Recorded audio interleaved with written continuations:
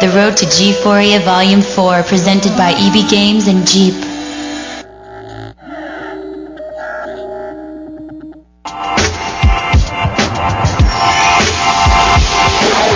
Coming up next, the Screensavers, followed by Players at 8 and Sweat at 8:30. Coming up tonight, play Connect 4 against a robot. Plus, Kevin finds out what goes on in a ballistics lab. Bring your bulletproof vest. And we just can't get Yoshi to stop playing with his latest toy. You'll see it for yourself. Live from the Tech TV studios in San Francisco, it's the Screensavers!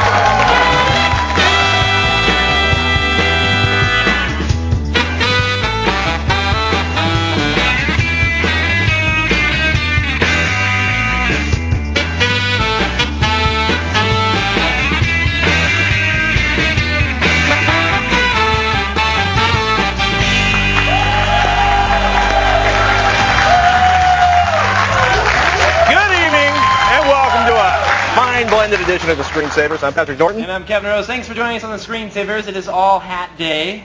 Yeah. Yes, indeed. We got to dedicate the show to Pennywise today for no reasons other than the fact that we love Pennywise. Yes, and of indeed. course, it's all about tech. It's all about gears. It's all about gadgetry. And of course, Yoshi's fabulous construction techniques. Yes, Yoshi has some amazing stuff on today's show. Yeah, well, I had to figure out a way to get those fixes in between track days without ending up in, not having a license. So this is it. That's a good thing. I got a chance to go down to the Honeywell Labs. The This Ballistics is with Center. the 50 caliber machine gun We took blowing some stuff 50 up. cal, blow up all kinds of This stuff. may be better than smashing a computer with a sledgehammer. Not quite as cathartic, You'll have to though. see. It's cool, good. though. And we got a really cool thing. We actually got a guy that built in. Basically, it's a championship Connect 4 playing robot built entirely out of Legos. It's the coolest thing I've seen in months. Nice. It's slick. Dan, of course, is busy taking our phone calls. I am Pennywise Day. Yes, indeed. It's Oasis Day, it's U2 Day, No. it's Black Sabbath, Coldplay, AC/DC, The Who, Kiss. Gosh. Sorry, we're not into the mainstream bands like you are, Dan. I don't know, Mr. Rose. Mr. Mainstream. Anyways, give me a call. The phone number is 888-989-7879. We need your call, so give me a call. Back to you guys. I wonder if Dan gets paid by BMW to have that little logo on there. He's I don't getting think some so. money somehow. I get paid per call if you call me, though, by the way. Yeah, right. Wouldn't that be nice? That would be. That would be very nice. Wouldn't be working here. You'd have to be. That's how you're getting paid. Telemarketer at large. Let's start with today's daily rant. Sarah, what are we teeing off at today? Well, wasn't Pennywise that really scary clown from the Stephen King book? Yes, it was. Yeah. That's in fact how And that's how we got that's the what name. we're So we got the celebrating name. today? The Scary Clown? That's Scary right. Clown Day? Actually, it's more the hardcore punk rock band from Southern the California. hardcore punk rock band. My bad. Yoshi was the clown last year at Halloween. Pretty scary. Trust me on that one. All I'm glad you clowns said it was are hat day because I thought it was, low hairline day. I was like, wow, look at them. They- Wow, Pat's hair came back. That's right. How cool would that be? Folks, I'd like to tell you that Rogaine is amazing. No, I don't use Rogaine and my hair is still falling off my head at a rapid pace. How about the rant before I start crying? Let's do that. Today is a tough issue. Are you fellows ready? We are for ready. Today's Daily Rant. Okay, then here it is, a debate that's been raging hard since 1998. What are your thoughts on the Digital Millennium Copyright Act, also known as the DMCA? Patrick has his hand up. Patrick has his hand up. Can I do my Orrin Hatch imitation? Go. This is the type of federal legislation requires to protect copyright owners and keep the machinery of America. I can't even make a joke about That was good. Digital Millennium Good start. Copyright Act basically means that if you take a piece of, software, a movie, a DVD, anything that has copy protection on it, Right. which generally we think of as software that makes it difficult or impossible, preferably, for you to move the copyrighted material, whether it's a song, a video file, a piece of software, whatever comes forward in the future. Xbox. The BIOS of an Xbox. Anything that is designed by the company to stand between you and the ability to easily move that information off and use it for your own purposes. They're saying if you violate, if you cross, if you break, if you traffic in information, if I figure out how to do it and I tell you about it, I am violating the Digital Millennium Copyright Act because I am allowing... You're circumventing the technology. Exactly. Yes. And it's really annoying because it means that technically, right now, it's illegal to back up a copy of a DVD. And Right. anybody who's got a 4-year-old that's, whipped through 9 copies of their favorite, cartoon, movie, Disney feature probably doesn't think this is a real great idea. The thing that I really hate about it is the fact that I own my Xbox. I went out and bought it. Right. I believe that if I went out and spent the money, I should be able to do whatever I want to my Xbox. Right. I don't care what it is. And if I want to open it up and add some functionality like a media center so I can listen to my music, Especially a media center that's much better written than anything that Microsoft anything that Microsoft's putting out, why can't I do it? Yeah. Now, the flip side of this is a lot of companies are going tens of thousands, nay, hundreds of thousands, nay, millions of MP3s are freely floated, not being accounted and paid for on the Internet. People are starting to do the broadband connections in their homes, and DivX encoding and other forms of high compression encoding are shrinking DVD movies and making excellent copies of movies and trading them openly on the Internet. And they want to be able to protect their copyright. If they don't protect their copyright, they don't get to make money off Now, I the believe in product. that. They should be able to protect any content that they've created, whether it be DVDs. Yes. There should not be software piracy out there, but it's going to happen. And I don't think the DMCA is the right way to go about it. I mean, what's the solution? Do we figure out a better way to track it? I mean, imagine an open peer-to-peer file sharing system. Like, imagine Kazaa, and basically this had some ability to count and say, okay, you owe $15 for the month, and they send a check to the RIAA or the individual record company or the movie house or whatever it is. I haven't been thinking about it too much. I like Kazaa. I'm still using it, but you're not sharing any songs, though. I'm not trying to solve this problem. By the way, if you see Kevin in your neighborhood carrying around a computer, make sure encryption is turned on your wireless access point. I don't know what the solution is. The funny thing is that every time we think we have a solution to a problem like this, it just ends up somebody finds a way around it. It gets opened, it gets circumvented. Exactly. Should the Digital Money Copyright Act be repealed? Should fair use be put in it? Should the ability to archive your own media be Fair use is a definite must. I mean, you have to have that in there. We should have the ability to back up or crack open our Xboxes or to copy or back up our VHS tapes. I don't care what it is. Because like the MPAA is like, well, fair use isn't in the Constitution, but copyright protection is. Yeah. If it's for personal use. Yeah. Ladies and gentlemen, we're obviously not real hip on the DMCA. Let us know what you think. Thank you, Sarah. You're welcome. Happy Pennywise Day. Thank you. Hugh joined us on the phone. We've just been so dissed, haven't we? Hugh joined us on the phone from, is that Huma, Louisiana, Hugh? Hugh? Hugh? Yes. Hey. Yes. It is Huma, Louisiana? It's Houma, Louisiana. Houma, Louisiana. That's a tough name. Houma. Yes, Houma, Louisiana. Cool. How can we help you today, Hugh? Well, I was curious. When you put a CD-ROM in an Apple computer, you're able to import the music. And when you have a choice of different formats, encoders. Right, different bit rates. Apple lossless encoder, and what does it do? This is brand new to version 4.5. This is something they just added. Basically, lossless is a way to take every single bit of information from that CD, and it's just like what it says. It's lossless. It's not losing any of the information. It's going to compress it down, but much like a zip file would a Word document. You're not going to lose parts of your paragraph of your Word document. It's all going to be there. It's going to just compress it down the best it can. Not very well, though. I mean, you're still taking up a lot of space. Have you ever thought about the difference between a JPEG and a TIFF file, Hugh?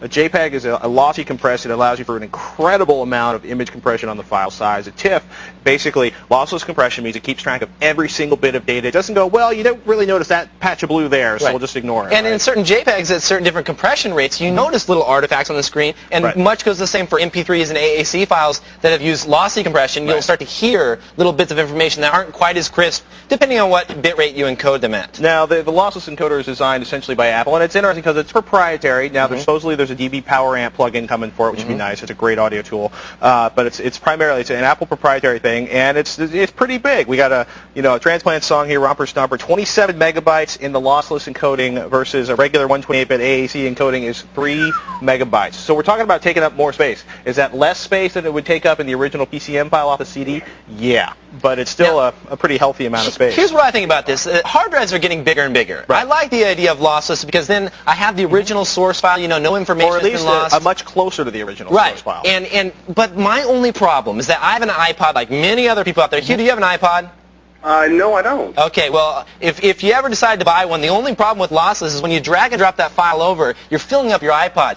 What was going to be 1,000 songs that can fit on there is now down to like 25. So it's a little bit more than 25. it's a little bit more than that, but still, what they need to do is they need to offer, when I've seen this, huge hard drives. Big, huge hard drives, or automatic recompression of the file as you drag it over to your MP3 player. And that's something people play around with because this hard drive, you get a 400 gigabyte hard drive for a couple $100, opens up the opportunity to actually keep like the original PCM audio file, that's what I'm thinking. The pure bits from the CD, and that would be the perfect thing to actually re-encode and put on. Real Jukebox used to do this. You would drag and drop the file over to your portable player, and then it would say, would you like to recompress it at a given bit rate?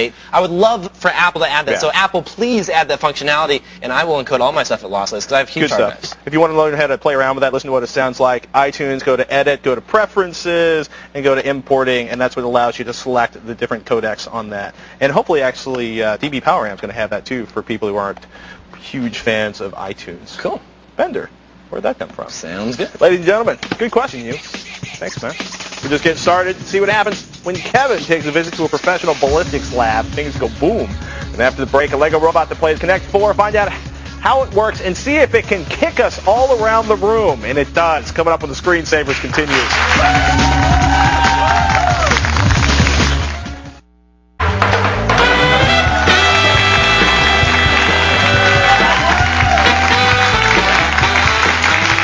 Our next guest was here last year showing us his Lego creation called the Legway. It's a kind of miniature Segway made out of Legos. Look at that, self-balancing. Well, he's back today, this time to show off another Lego creation, a robot that plays Connect 4. Welcome back, Steve Hassenplug. Hey, Steve. Hey.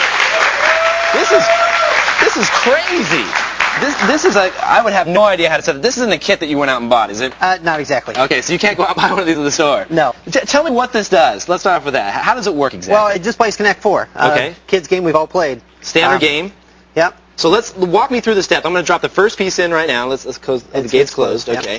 And just hit the red button. You hit the red button, and now what happens the second I push this button? Well, now it's going to scan the board. It's got 6 touch sensors where it's trying to find your chip. Then it'll figure out the logic on where to play, and then just drop a chip in. Nice. Now it's ready for you to go again. So I go again, drop another one in, and it's going to do the exact same thing, looking for... Now, it's pushing in to see where the open holes are, correct? Yeah, it has 6 touch sensors, and it's just trying to feel the chips. It's going to remember where the chips are, who played when, and so it's just looking for a new chip. And it finds a new chip, then it stores that in its memory, keeps track of all the colors and everything in memory, and then just goes through and thinks about the logic behind how to play Connect 4. Okay, well, tell me about the logic part of it. Let's go a breakdown of exactly how this all works. I see 2 little devices. What are these right here? These are the RCX. It's a Lego Mindstorm processor. Okay. It's a little Hitachi processor. It's got 3 inputs and 3 outputs.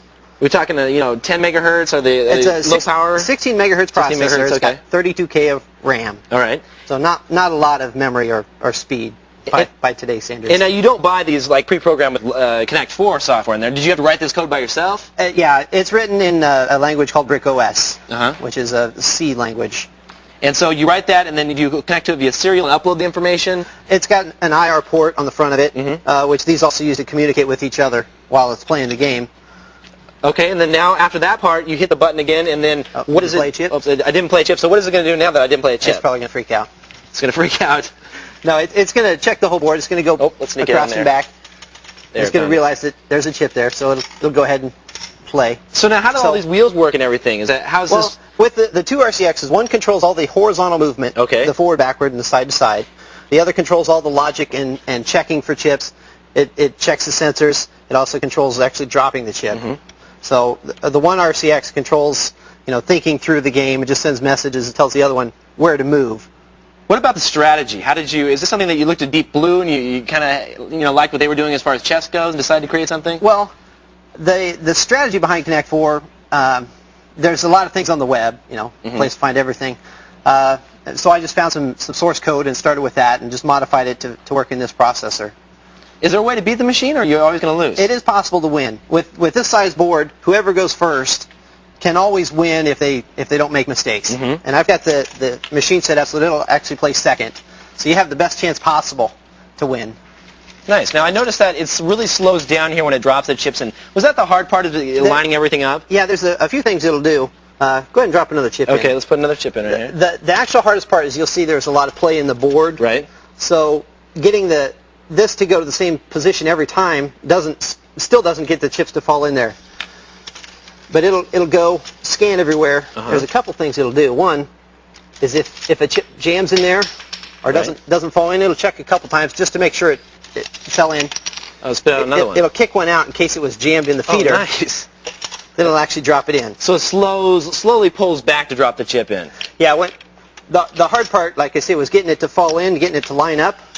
So after it figures out where it's going, it'll move a little bit past where it's going to fall, and then slowly back up. So sooner or later, the chip's going to fall in. How long did it take you to create this entire project? This one took me about 3 months to build. Wow. Between the software and the hardware. Do you have a wife or girlfriend? Yes, I do. Does she play Connect 4 with you at all? She supports my hobby. Okay. Show me about this other one here. Now, this is a newer one that you've just created. This is a new one that I just made. I spent about 2 weeks, so it's still kind of a baby. But it also plays Connect 4. It does it just a little bit different. Oh, it goes all the way down and checks for the chips that have, I see. It's just trying to see how deep it can go to find a chip. Right. Very cool. And then it puts it in. Is there any way to cheat on this? What if I put in 2 chips? On this one, you can actually cheat. I haven't programmed much into this one, but on this one over here, actually, if you try putting in 2 chips, right, then hit your button. Oops. Oh, it knew it could win over on the other side. It didn't even check anywhere else. It beat me right there. It beat it somewhere else. Nice. So now, but that one will actually declare victory if it would have gone here and seen that you put 2 chips in. It would have just said, "I win. You cheated." Oh, I see. Cool. Excellent. Now you actually brought us a Lego gift here. This is awesome. Tell me about this here. This actually was sent from Lego. It's a housewarming gift for your new studio, which you'll be moving into sometime in the near future. Next couple months. So hopefully this will be good decoration to put up somewhere in the background. Nice. Thanks so much. How long would it take me to build something like this? There's been a couple contests for putting these together. There's been a team of 10 guys that has done it in 1 hour and 9 minutes. 10 guys? 10 guys. All right. It's going to take me a few weeks then, probably. Maybe more. Cool. Well, thanks so much. Also, we're going to let the audience play against the machine. We made a little chart here, robot versus man, and we're going to take this over to the audience. And you have gifts if any of the audience members. Yeah, I've got some more stuff that TIE fighters Lego from Star Wars to give out to anybody who can beat it. Excellent. Or I'll give away whatever's left if nobody does. We'll check in a little bit later and see how the audience is doing. Thanks, Steve. Thanks. Appreciate it. You can find out about all the details about his Connect 4 project and his robots at teamhasselplug.org. Now, still to come, find out what I got to blow up when I visited the Honeywell Ballistics labs, all kinds of stuff. And up next, find out how to make a wireless network in your home when the Screensavers continues.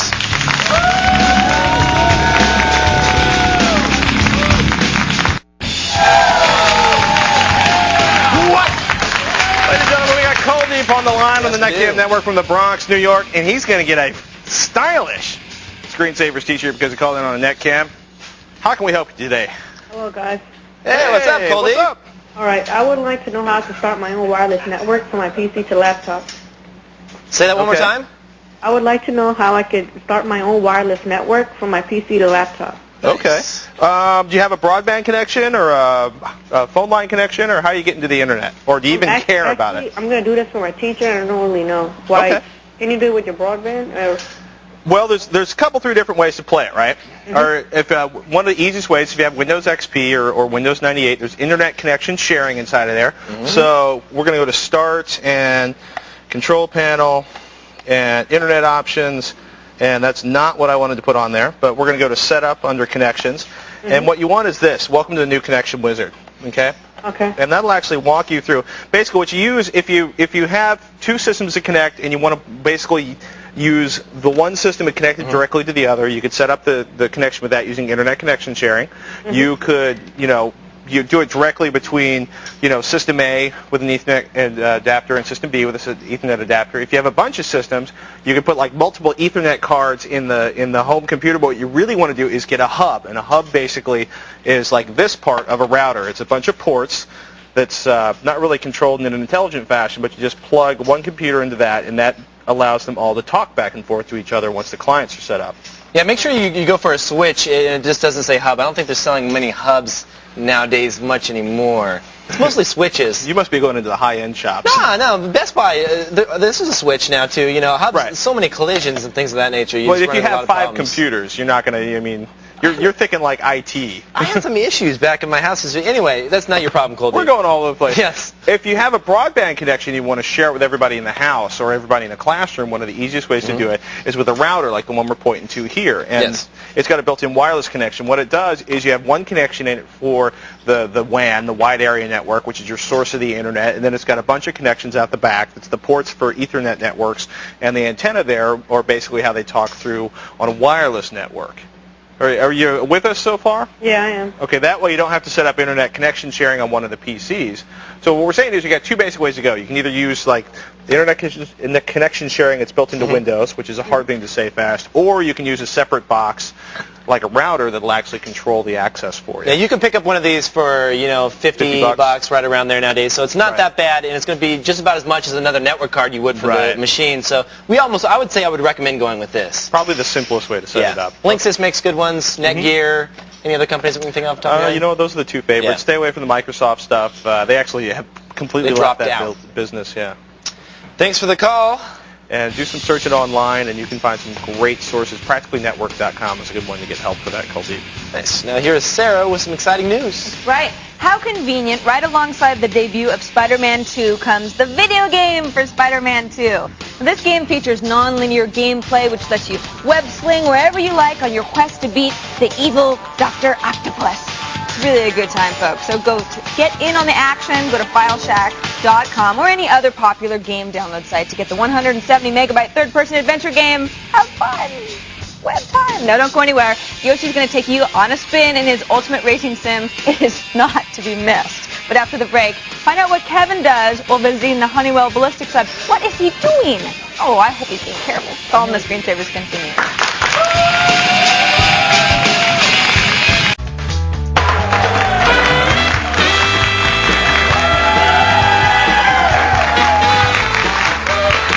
Welcome back to the Screensavers. I'm Kevin Rose. I'm Patrick Norton. We'd like to welcome you to a fine all-hat, all-Pennywise day of Screensavers. Yes, Coming up, we got an up-close look at one of Yoshi's most amazing mods ever, and we're going to tell you how to keep yourself private on your home network.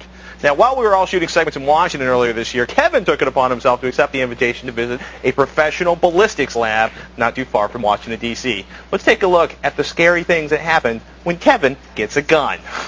Growing up in the Las Vegas desert, I was able to play with several different types of guns, AR-15, Hungarian Mac-90s, or my favorite H&K MP5. Well, today we're at the Honeywell Ballistics Laboratories to find out how munitions affect different objects, and if we're lucky enough, they might even let us destroy some computers. I'm here with David Hurst, Ballistics Lab Manager here. Give me a walkdown. I have no idea. This is my first time in a ballistics lab. Okay, great. Well, the ballistics lab is divided up into two separate areas. Okay. We have the firing range and then the control room, which we are in right now. Okay. Everything is operated from the control room. That's a big concern when you're dealing with ballistics is safety. So of course. Let's go ahead and take a walk down the range and go through that. Sounds good. Let's do it. So the first thing we come to here is this is the gun then that you shoot all the bullets out of. Yes, what we have here is called a universal receiver, and it is designed to handle the different test barrels that we use in the lab. That's one of the capabilities that we have here. Honeywell is capable of testing calibers of bullets ranging from 22 caliber up to 50 caliber. So all you have to do is basically just swap out the barrel right here? That's right. The lock nut here, you take that off, and then the barrel slides out, and you put a different barrel in depending on what type of bullet or threat you're trying to test. So no one is actually standing here. This is all computer controlled. You just basically push a button to fire the round? Yes. Essentially, the way that it operates is you load the round into the chamber, slide the bolt up, and lock it into place. This is a linear actuator that is driven remotely from inside the control room. The actuator slides forward. The lanyard here latches over the sear and then pulls that back, energizing the spring, which will then release, and the hammer will push the firing pin forward, engaging the primer, which will then fire the round. Once you do that, how do you track the bullet? How are you judging the velocity of the round? Okay, well the first thing that the bullet is going to see as it's coming down range are the light screens. Okay. Now the light screens here are linked to the chronographs, which are inside the control room. And the way this is set up, we have redundant screens in order to get a duplicate velocity measurement. But there is a set distance here of 5 feet between these two screens. Once the plane is broken by the bullet, a timer starts and increases until it breaks the second plane. I see. And at that point, you have the known distance and the time. You can calculate what the velocity of the bullet was. Why is that important to know the velocity of the bullet? Well, that's one of the key requirements for the lab. You want to know what the speed of the round is, and then what the result is in terms of how it impacted the material or the sample. We have a 75-foot ballistic range here that enables us to have a muzzle to target distance of up to 50 feet, which meets most of the standard requirements for military or National Institute of Justice testing. We actually have a laser sighting system to line in the side of the barrel, so we're gonna know exactly where that bullet's gonna go. Walk me through it now. What is okay? First, we're going to pull the red button. And now if you turn this black knob to the forward position, push the black button until you get this red light to come on. Okay. You turn this black back to reverse now. Push the button and you'll hear the noise. All right, here we go. I got to ask you, I've had some computers that have been giving me some problems. I brought them in. Can we shoot those up? I think we can arrange for that. Nice. Let's do it.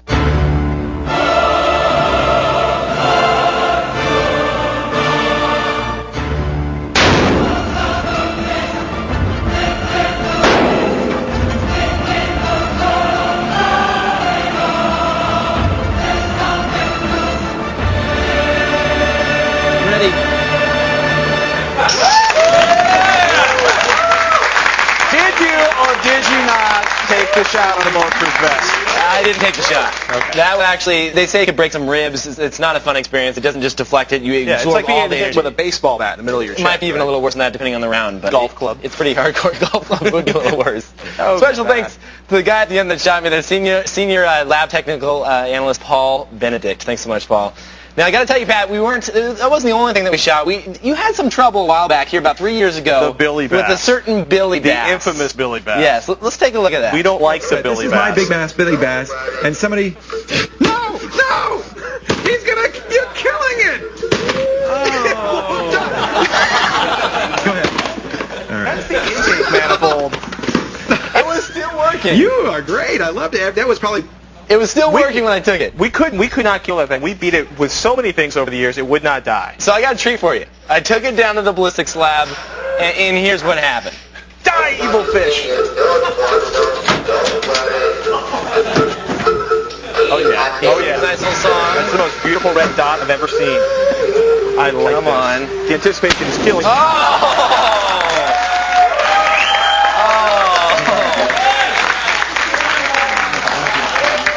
Yeah, that was I bet people would pay money to send those things in. Oh, for sure. Like one of those and a 6-year-old could ruin your whole month. That would be a great... There's a little song I wrote. You hate that thing, don't you? They're evil. I took care of it for you. Thank you. Not a problem. Ladies and gentlemen, stay where you are with our next caller. We talk network privacy and how to keep snoopers out. But up next, find out if Yoshi's finally found a way to satisfy his need for speed. I think he has. So when the screensavers continues. Hey folks, G4ia is coming. It's the award show for gamers. It's coming August 6th, and it kicks off with a half-hour pre-show at 7:30 p.m. Eastern Time. Don't forget to cast your vote for your favorite games at g4techtv.com/G-4ia. G4ia is presented by EV Games and Jeep. Stay tuned.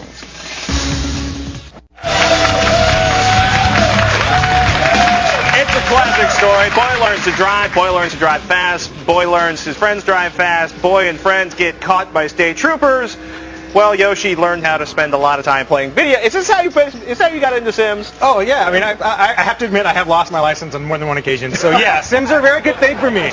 This is a great point where we can tell all the young men and women in the Be audience responsible. that, yeah, do your racing on a track and you won't spend 4 years taking the bus. There's no speed limit there. Yes, we like that. Yes, Speaking we of do. no speed limit, you just went over the top. This is your racing sim. Apparently strapping a set of, a steering wheel to the coffee table wasn't cutting Well, it I've been for doing you. that for a while, and I had my own desk. I even had cinder blocks set up at my house, the monitor over me, so I could get that feeling. But I want to complete just excess. I want to go overboard with everything in this one. So This is what pretty I built. serious. So like 40 feet of steel later, your first welding project. What's going on with let's start with the back of this Well, thing. basically, you got to have a computer to power a PC sim game. So I got the Monarch Hornet Pro. It's a nice small form factor because I wanted to fit behind the seat. So it had that kind of look. And Athlon 64. It's nice and fast. I'm not worried about that.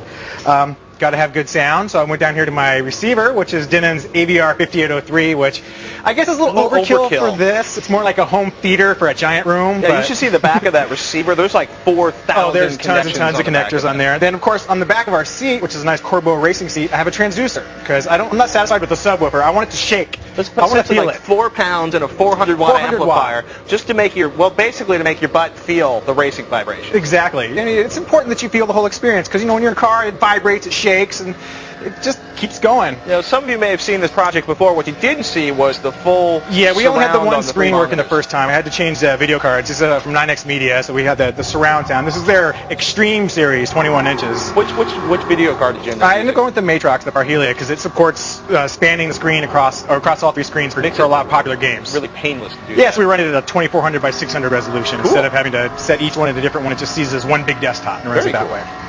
And of course, speakers or clips, reference series speakers, a nice honking sub you're enjoying there. And can you check this thing out? This is amazing. I think we can make it vibrate a little bit.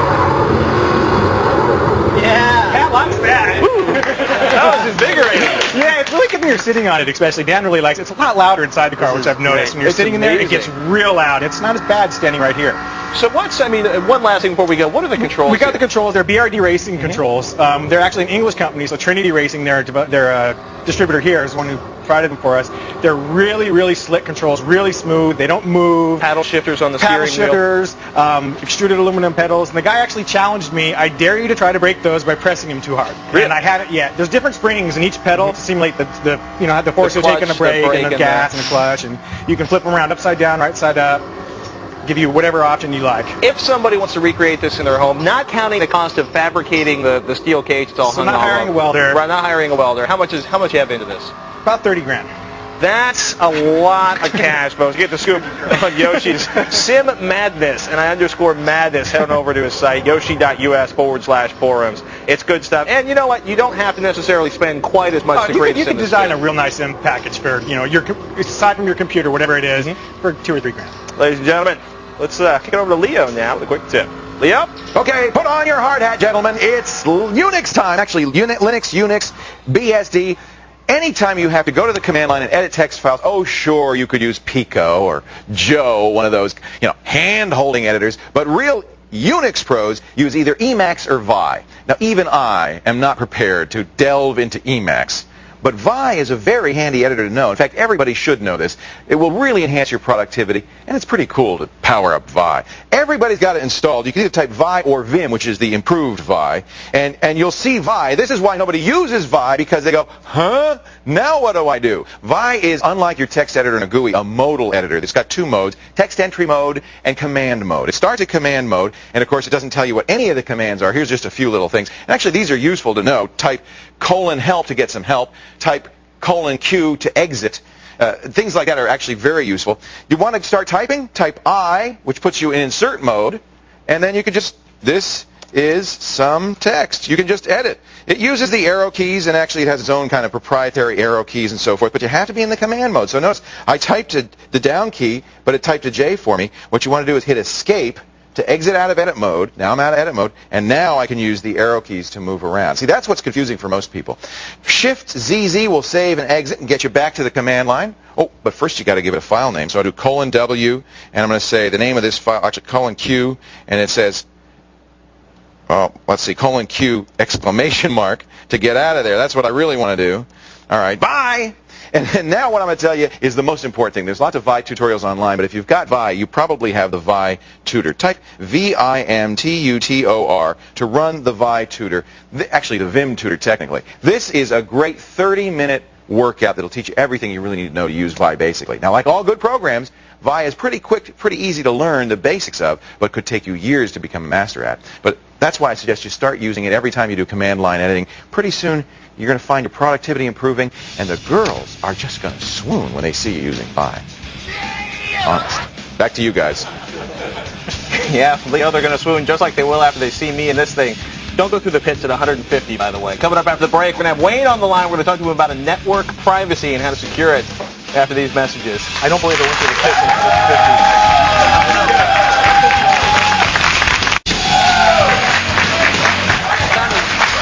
The story. You got to ask, Steven. Man versus robot. Who's winning? How's it going? We're at 9-0 right now. 9-0. I think we have a whooping going on, ladies and gentlemen. We're going to get through everybody else in the audience. Kevin and I are going to try to win, too, and we're all going to lose to the robot. But now, Wayne joins us on the G4 Tech TV Netcam network. Hey, Wayne, where are you calling from? I'm calling from Akron, Ohio this evening. Cool. How can we help you today, Wayne? Well, I've got a question. I've got a Linksys wireless router and a network here at the house. I live on a fairly heavily traveled street. As best I can tell, I've never had anyone actually get in through my router as far as I've got good password protections and everything there. What I'd like to know is if there is a way for me to see how often or whether or not I'm actually getting hit from folks trying to reach my wireless router from the outside. Okay, now if you were using like a high-end router or something, you would look at the log file. So I'm going to ask you, does the Linksys actually keep a log of attempted logins and logins? Well, the thing about the Linksys is I don't know of how to export any log files from unless you install that version of Linux that we talked about earlier and how to put Linux on your Linksys. But what you can do is you can go into the admin and it'll show you who's connected and their MAC addresses they're connected to at that particular moment. At that particular moment. When that times out, then that's going to go away. But did you happen to see, Wayne, an application called Air Snare that I showed a while back? Yes, I did. Have you played around with that at all?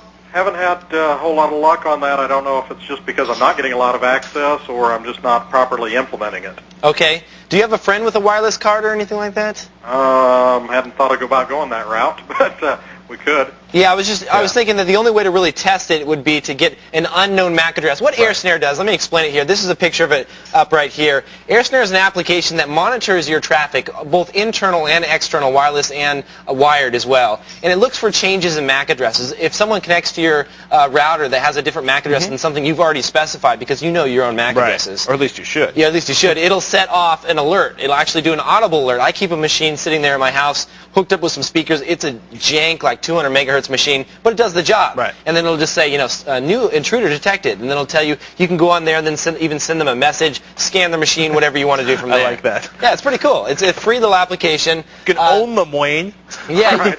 but the And only... that will always show up whether they're able to successfully connect or not, as far as if they hit the password and aren't able to get through, that will still go ahead and track them. It's not going to tell you about whether they're trying. It'll tell you if they're connected. It won't tell you if they're trying to access your password. For that, you can install. Do you have a Linksys router? Is that what you said? Yes, I do. Okay. Correct. Did you happen to see the dark tip I did on installing Linux on the Linksys? Yes, unfortunately, my model isn't the one and only. Yeah, the that runs on. WRT54G is the one that. Yeah, you're gonna. Well, that's too bad because with that model, you can actually put Snort on there, which is a great intrusion detection software package, open source, and it will tell you the second someone tries to access a particular page. Right. So or connect. if you're feeling really paranoid, Wayne, you can upgrade to that version of the Linksys. You can upgrade to like a Checkpoint. Checkpoint makes a home router for like $400. It's pretty bomb-proof, or I should say firewall. It's less a router than a firewall. Yeah, Checkpoint's hardcore. The truth is, though, is unless you've really ticked off like the neighborhood hacker script kiddie, and you know what I mean, somebody who's like 16 and has a lot of time, probably nobody's trying to hack into your system. Very so good. so just something to think about. And Wayne, as long as you're changing those keys on a regular basis, and you make sure that you continue to change them once a week, then you'll be fine because it has to actually capture around, I think it was around 1 million packets of information or something like that before it can crack the password, but it takes a while. So it's not like something someone could just drive by your house and instantly crack and get in. However, if you have a neighbor kid who wants to download MP3s off of Kazan, doesn't want to use his household IP address because he doesn't want to get sued, it could be something you want to do. Yeah, you could take the time to crack your system and get in there. Very good. We'll continue changing passwords on a weekly basis, and hopefully that'll be enough. Excellent plan, Wayne. Thank you very much, guys. You have a great show, and appreciate all you do for us. Thanks you very much. And, of course, I'm going to get hit in the face with a T-shirt because you called in on the netcam. That means you get a fabulous Screensavers T-shirt. Let's check in with Fu for a helpful tip. Thank you, Patrick. If you're a Linux, BSD, or Mac user, you can refine your Google searches to the specific OS of your choice. Now, it's real simple. All you have to do is type in google.com/ and then the operating system of your choice. In this case, here's google.com/Linux. There's google.com/BSD. There's a little BSD demon there. And then also google.com/Mac. Very nice. In it. Easy. And you get to search everything that's involved with Linux, BSD, whatever. So it's a good search tool. Anyway, stay where you are. We're checking our inbox. What's on your mind? All that when the Screensavers comes back.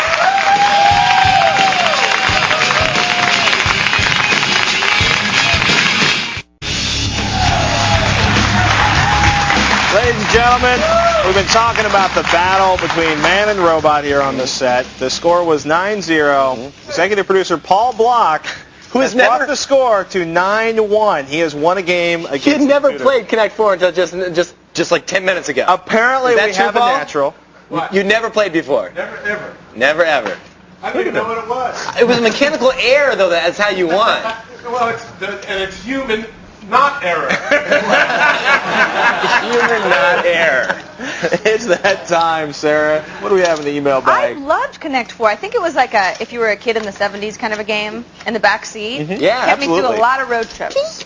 Are we there yet? Okay, this one comes from Ryan. I noticed on the show, the segment from the FCC with Leo, they had a screen of the world showing where traffic was coming from. I was wondering, is there some sort of consumer-level program that I could download that's similar to that? Well, if you wanted to look at like internet packet traffic or something, there's some systems that kind of give you an idea of that. But the screen they showed is like a multi-zillion-dollar effort to track all of the radio communications in basically the Western Hemisphere and the rest of the world.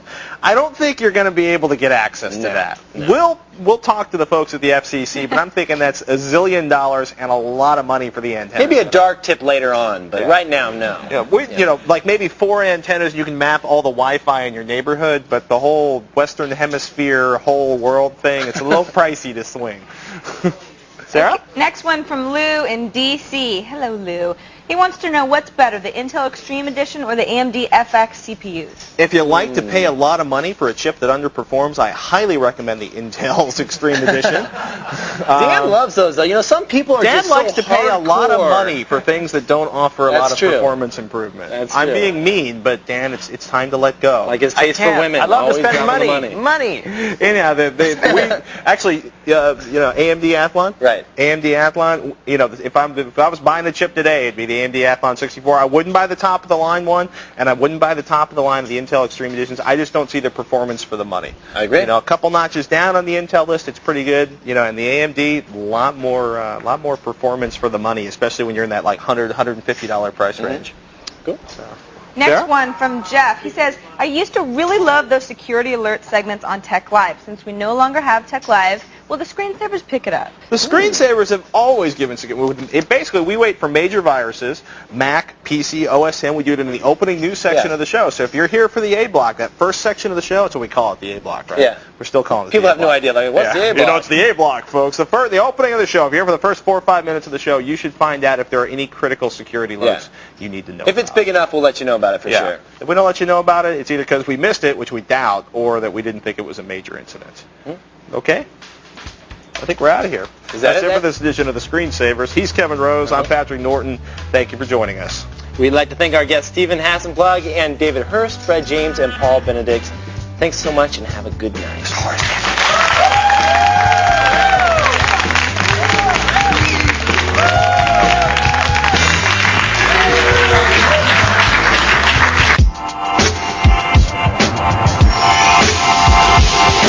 Coming up next, Players, followed by Sweat at 8:30 in the Electric Playground at 9.